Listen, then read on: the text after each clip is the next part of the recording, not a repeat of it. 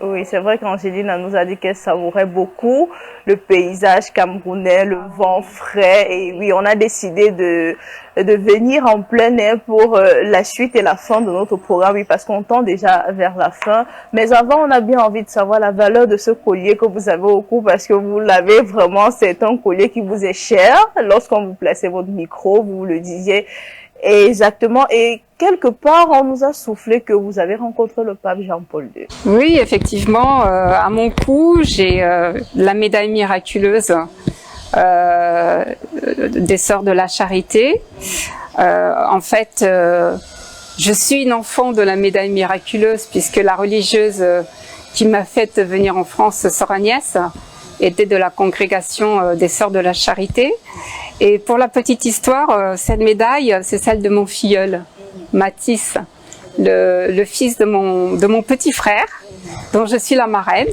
Et comme il est encore trop petit pour comprendre le sens de cette médaille, qui porte chance, qui guérit de tout, et qui éloigne surtout les mauvaises intentions, et porte bonheur, donc je la porte à sa place jusqu'à ce qu'il soit grand, et en temps voulu, je lui expliquerai ce que ça représente.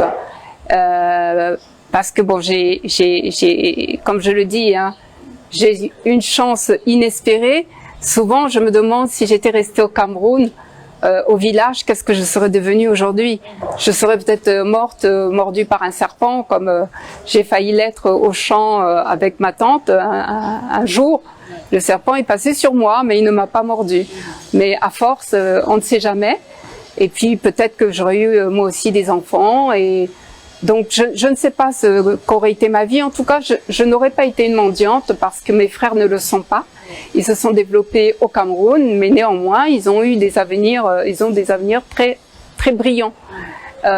Et donc j'ai eu la deuxième bénédiction, c'est que j'ai eu la possibilité de rencontrer Jean-Paul II au Vatican. J'ai chanté au Vatican avec ma petite guitare. J'accompagnais un groupe de jeunes collégiens. On avait fait un mix de notre école religieuse avec d'autres jeunes filles, une autre école de jeunes filles voyantes. Et on avait préparé ce voyage à Rome pendant 1 an, et c'était un voyage à moitié d'études. Et puis on était logés au Vatican, carrément, chez les religieuses du Vatican, et on se disait, oh là là, peut-être qu'un jour on va pouvoir apercevoir Jean-Paul II se promener dans ces jardins. Mais sauf que à la veille de notre départ, on nous dit, il va vous recevoir. Alors, comme moi, j'ai toujours été chef de groupe, parce qu'avec la guitare, dès que je chantais, tout le monde se réunissait autour de moi. Ça a été aussi un vecteur de communication, un moyen aussi de me sortir de ma timidité, et sortir aussi de mon carcan.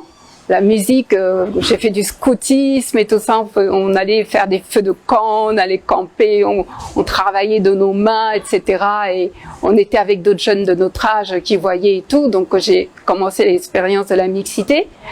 Et donc, naturellement, j'ai été choisie pour présenter le groupe au Saint-Père. Donc, il nous a reçus dans sa chapelle Sixtine. Et puis je me suis mise à genoux, j'ai accompagné le groupe à la guitare tranquillement, sur un Magnificat de Thésée. Et puis ensuite, on m'a donné un bouquet de fleurs à lui remettre.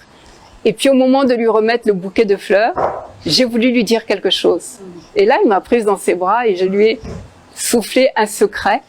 Et il m'a répondu. Et ensuite, il m'a remis un chapelet, que j'ai toujours d'ailleurs. Malgré tous mes voyages, il en manque la moitié, mais j'ai encore l'autre moitié que je conserve comme une relique. Et c'est au chevet de mon lit. Et par la suite, quand je suis rentrée, il y avait ma photo partout, puisque le pape se déplace tout le temps avec ses photographes et tout.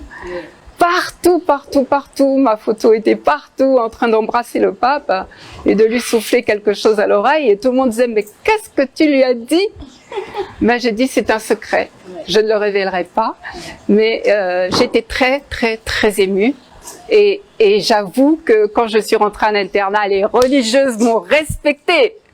Voilà, toutes celles qui étaient un peu méchantes et tout, elles sont toutes devenues très gentilles et tout, parce que j'avais été dans les bras du pape.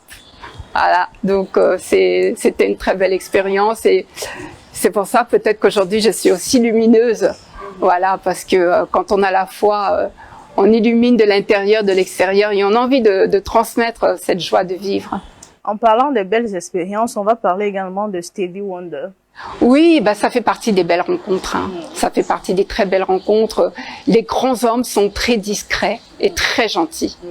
En fait, c'est tous les gens qui sont autour qui nous empêchent de les rencontrer, de les toucher. Ben, c'est normal, ils ont des barrières de protection.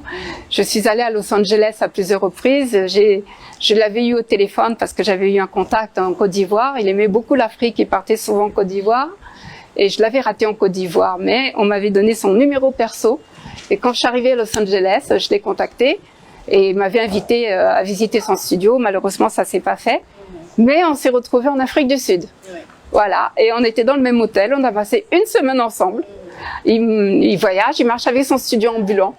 Voilà, donc on a fait de la musique, on a chanté, on avait des projets. Et puis, bon, bah, les projets, entre lui et moi, il n'y a pas de problème. Après, c'est entre les maisons de disques que les choses se compliquent. Hein. Donc, bon, c'est toujours dans les tuyaux, comme on dit, tant qu'il y a de la vie, il y a de l'espoir. Mais c'est un de mes modèles, hein.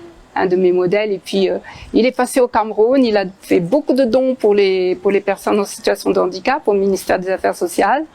Il a donné beaucoup de jouets et tout. C'est quelqu'un d'extrêmement généreux. Oui. Alors, Angelina, il faut rappeler également l'une des raisons pour laquelle vous êtes au Cameroun, c'était le séminaire qui a eu lieu il y a quelques jours. Oui. Voilà, un séminaire de formation pour les formateurs par rapport aux conventions internationales signées depuis des années, mais dont les ratifications se sont faites sur les droits des personnes en situation de handicap. Tout à fait. Oui. Tout à fait. Depuis de nombreuses années, avec Paul Tezanou, nous travaillons, puis avec mes compétences juridiques d'ailleurs, nous travaillons pour que les pays, l'ensemble des pays africains, qui ont signé la Convention 2006-2008 des Nations Unies relative aux droits des personnes en situation de handicap. Elles ont signé mais n'ont jamais ratifié ni promulgué les décrets d'application. Donc les lois ne sont pas appliquées dans les pays. Et il y a aussi la Convention de Marrakech sur la libre circulation des œuvres, des livres en braille et des livres sonores, parce que les éditeurs bloquent en fait.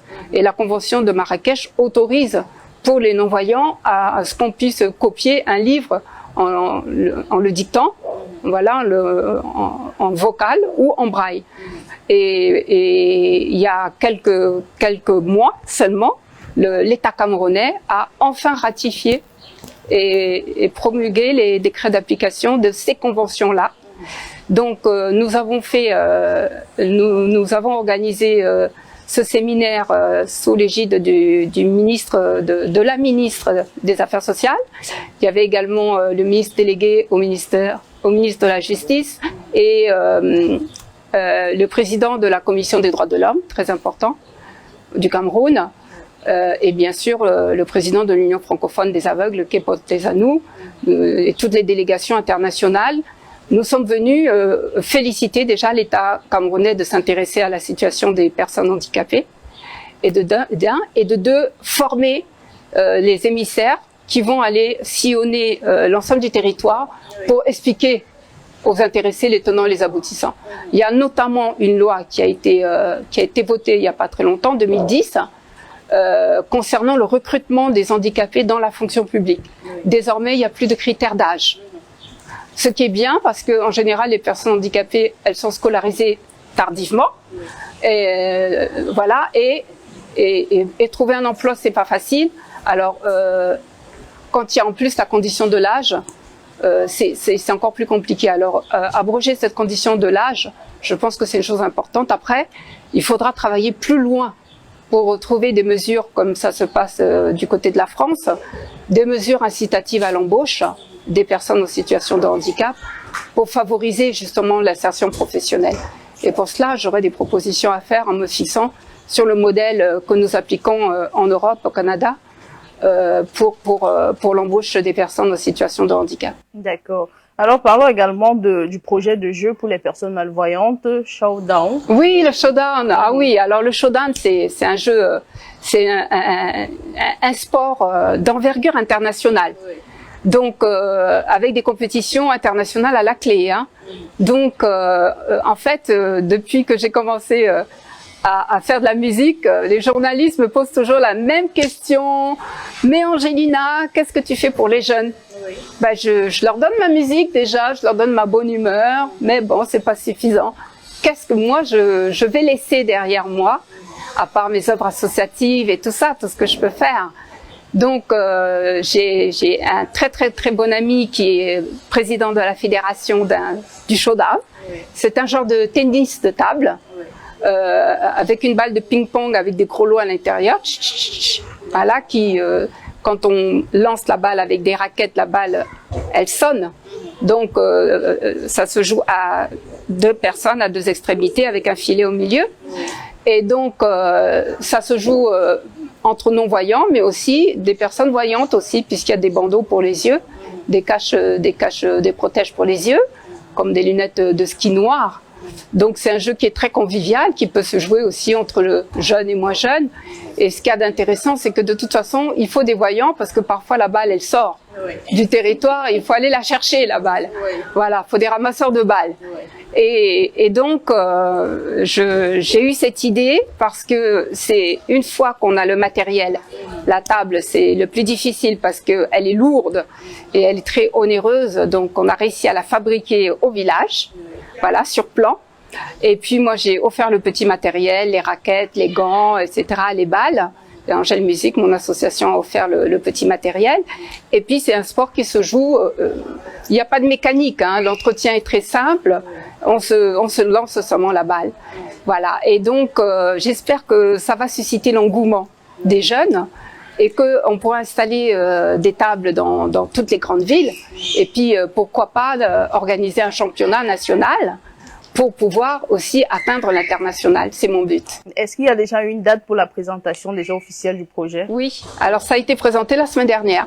Je suis venue avec le président de la fédération, Bertrand Lane, qui est venu avec sa compagne pour faire les démonstrations. La table a été construite cet été à Tchang. Donc nous avons le savoir-faire de la construction de la table, c'est le plus dur et le plus cher. Donc ça, c'est déjà chez nous. Donc pour reproduire, ça va être simple. Voilà, et on l'a transporté en kit et remonté à Yaoundé. Donc, on a réuni des jeunes athlètes de la fédération des non-voyants. Et puis, il y a une démonstration qui a été faite avec une petite initiation. Voilà, donc nous avons fait un petit film là-dessus que j'espère que vous pourrez diffuser sur vos antennes d'Equinox. Et en fait, bon, je suis la promotrice de ce nouveau jeu. Et la prochaine étape, ce serait de former un petit groupe d'une dizaine de jeunes qui iraient en stage à Paris, vraiment pour se former, hein, pour se former correctement sur le Showdown, pour venir ensuite former les autres, pour qu'on puisse installer des compétitions, voilà. Et c'est une nouvelle distraction aussi pour les jeunes non-voyants qui n'en ont pas énormément. Voilà. Alors, Angelina, puisqu'on tend vers la fin de ce programme, il y a des téléspectateurs qui se posent énormément de questions. Et c'est vrai que vous nous l'avez dit en off, mais là maintenant, vous avez dit, si vous étiez resté au Cameroun, peut-être vous aurez eu des enfants, peut-être vous aurez eu une vie conjugale assez constituée ou encore assez consistante, mais pourquoi au jour d'aujourd'hui vous n'avez pas essayé de vous pencher sur le plan sentimental et personnel? Ben oui, non, ben je m'y suis plongée, hein. J'ai chanté l'amour, hein, donc j'ai fait 4 albums de chansons sentimentales, enfin 2 vraiment de chansons d'amour et 2 plus ouverts, mais c'était toujours la recherche de l'amour qui était en filigrane. Mais comme je vous l'ai dit tout à l'heure, je m'y suis pas penchée parce que je m'y suis parfois penchée, mais comme ça n'en valait pas la peine, j'ai dit bon bah je perds mon temps avec celui-ci ou je perds mon temps avec celui-là, ou celui-là il va pas me comprendre ou il va pas me suivre sur tel. Bon voilà, si je suis avec un Français, quand mon côté camerounais va ressortir, il va dire oh là là la camerounaise, voilà parce que j'ai mon côté bien camerounais là. Pourtant quand je suis en France, on pense bien que je suis une Française, Mais quand tu vis avec moi, tu te rends compte que de temps en temps, il faut bien que je mange mon dolé, hein, et que je mange le gombo, là, poisson fumé. Voilà, donc de temps en temps, j'aime aussi aller me gâter dans les fêtes camerounaises, aller danser jusqu'au matin, après on part au bouillon. Voilà, donc le Français, là, lui, à 2 heures du matin, il dort déjà, il est fatigué. Bon, maintenant, si je suis avec un Camerounais, bon, comme j'aime la politique, le social et tout, quand je vais l'emmener dans certains milieux, il va s'ennuyer. Voilà, et il va dire, oh là là, oh, toi, t'es col blanc, comme je disais tout à l'heure. Bon, voilà, donc peut-être, il faut laisser le temps au temps pour certaines choses. Et puis, j'avais cette période où j'ai élevé 2 filles que j'ai adoptées. Donc, ça faisait beaucoup de filles, la musique, le boulot, les activités associatives. Et je pense aussi que le fait d'avoir 2 adolescentes qui grandissaient, une maison avec 3 jolies filles, qu'est-ce que j'allais emmener un loup là-dedans, hein? Les filles, elles étaient belles, moi aussi. Je les voyais tourner autour. Tantôt, ils regardaient les filles, tantôt, ils me regardaient. J'ai dit, ah, ça, c'est un piège. Je ne vais pas tomber dedans. Donc, je me suis abstenue. Voilà. Et maintenant qu'elles sont parties, je peux faire ma vie. Voilà. On est tout autonome. Elles vont bien, Dieu merci, elles ont leur boulot, leur appart. Et moi, ça y est, je suis aussi libre pour la musique et libre pour autre chose aussi. Mais vous n'auriez pas aimé avoir vos propres enfants aussi? Ben, ça c'est pas fait, donc je pense qu'on peut aimer les autres autant. Et j'ai beaucoup d'enfants adoptifs, beaucoup. Même au Cameroun, le centre des jeunes aveugles, je parraine pas mal de jeunes. C'est pour ça que j'aime être entourée de jeunes, j'aime la jeunesse. Mais je me dis que j'ai toujours voulu avoir des enfants avec un mari à côté. Parce que j'ai tellement été seule en internat, mon père, ma famille m'a tellement manqué que je voulais donner un foyer. En faisant un enfant, je voulais pas faire un enfant seul. Voilà, c'était mon souhait de ne pas faire un enfant seul. Si j'avais été accompagnée, oui. D'accord.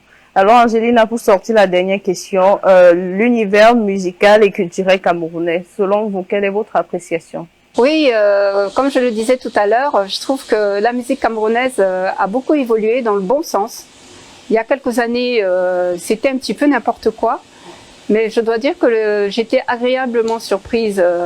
Je trouve que les jeunes commencent à travailler et les studios aussi sont de meilleure qualité. Voilà, donc et sur le plan international, les Camerounais sont en train de revenir en force. On a de plus en plus accès à des salles mythiques qui étaient réservées à l'époque aux Français, aux internationaux, aux Américains, comme la Cigale. Donc moi j'étais la première à ouvrir le bal au niveau de la Cigale. Après moi il y a eu Mewé, il y a eu Charlotte Dipanda, et il y a Lady Ponce qui vient de faire l'Olympia. Tala André-Marie et Sanfon Thomas ont rempli l'Olympia également. Donc sur le plan international, je pense que les Camerounais à l'étranger ont compris qu'il fallait aussi soutenir leur musique et leurs musiciens. Et ça c'est important.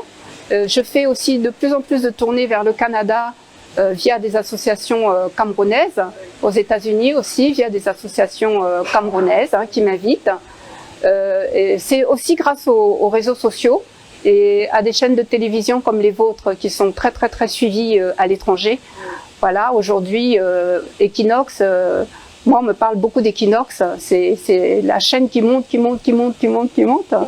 Et ce qu'il y a d'intéressant, c'est que maintenant via le câble, on arrive vraiment à être à la page, à suivre pratiquement au jour le jour.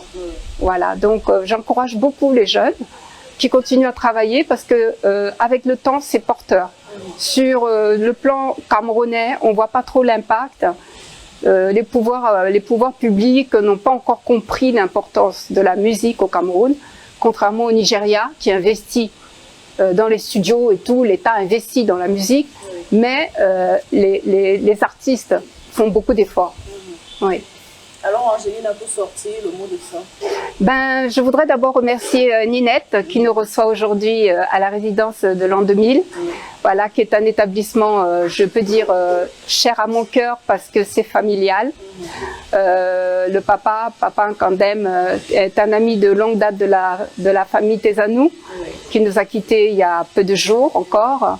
Et ses enfants se sont réunis tous pour nous offrir ce magnifique espace de vie où je vais passer pas mal de temps. Ça me donne envie de revenir au Cameroun pour me poser et j'ai hâte de pouvoir faire des prestations artistiques. J'ai hâte de retrouver mes fans de visu, hein, face à face. Voilà, déjà je suis heureuse, je remercie Equinox de m'avoir accordé cette interview. Merci Dominique de cet accueil très très chaleureux. J'avoue que les médias, j'étais très surprise par l'accueil des médias en général et tout ça pour me pousser vraiment à comprendre que j'ai besoin du Cameroun et le Cameroun aussi a besoin de son enfant.